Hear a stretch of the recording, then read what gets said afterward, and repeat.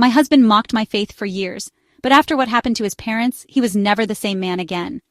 My name is Isla Warren, and for years I prayed alone at the dinner table while my husband mocked me from across the room. He used to believe in God, in grace, in community. We met through a church retreat when we were both in college. I was a singer on the worship team. He was the sound technician. The first time we spoke, he said I looked like light. I thought he meant it in a poetic way. Back then, he prayed louder than I did. He knew scripture better than I did. And when he proposed, it was with a verse from Ruth. Where you go, I will go. But people change. Or maybe storms wear them down. It started when we lost our son. His name was Noah. He was 2 years old. A chubby-cheeked, curious boy with a laugh that could melt steel. He had a peanut allergy. We were always careful, labeled everything, warned everyone, carried his EpiPen like a lifeline. But all it took was a slip-up. A neighbor's homemade cookie during a birthday party. One bite. By the time we got to the emergency room, he was blue. We buried him 3 days later under a sky so cruelly bright it felt like God himself was mocking us. That was when Dane, my husband, stopped believing. At first, it was just silence. He stopped going to church, then he stopped talking about Noah, then he started asking the kind of questions no one wants to answer. If God's real, why didn't he stop it? Why did Noah die, and that drunk driver down the street gets to live? Why do you still pray to someone who let our son choke to death? I didn't have answers, but I kept praying. For strength, for peace, for Dane. Especially for Dane. We moved out of the city after Noah's death. Too many memories in the walls, too many empty toys in the closet. We bought a house near the coast in a quiet Alabama town, close to nature, close to silence. I hoped it would heal him. It didn't. Dane started drinking. Not heavily, just enough.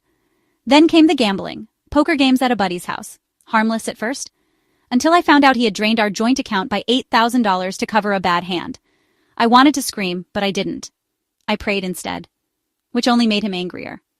You really think prayer fixes this? He snapped one night, waving a bank notice in my face. Try sending that to Jesus and see if he pays our mortgage. I offered counseling. He refused. I offered forgiveness. He scoffed. I offered prayer. He laughed. But God doesn't forget. And storms don't wait. That summer, a hurricane was forming off the Gulf.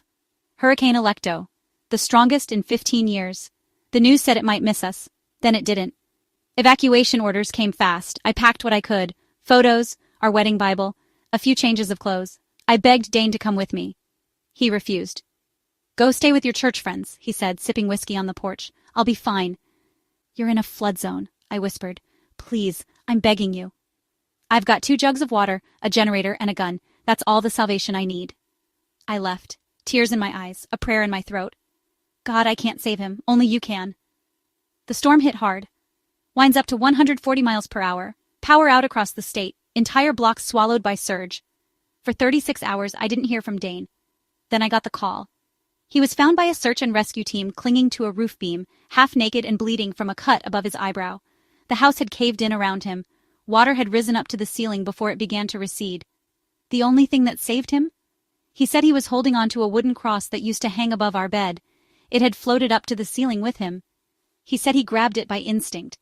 When I saw him in the hospital, he was gaunt, soaked, trembling. He looked at me with tear-stained eyes and said, I thought I was going to die, and all I could think was, I never told God I was sorry. That night he didn't sleep. He asked me to pray with him. It didn't fix everything overnight, but it cracked open the door he'd nailed shut.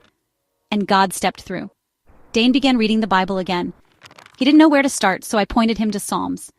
He cried, reading Psalm 34, verse 18. The Lord is close to the brokenhearted and saves those who are crushed in spirit. He started going to grief counseling. He finally said Noah's name out loud. He even apologized to the neighbor whose cookie had killed our son. Then one morning, something extraordinary happened. He woke me up before dawn and said, I had a dream.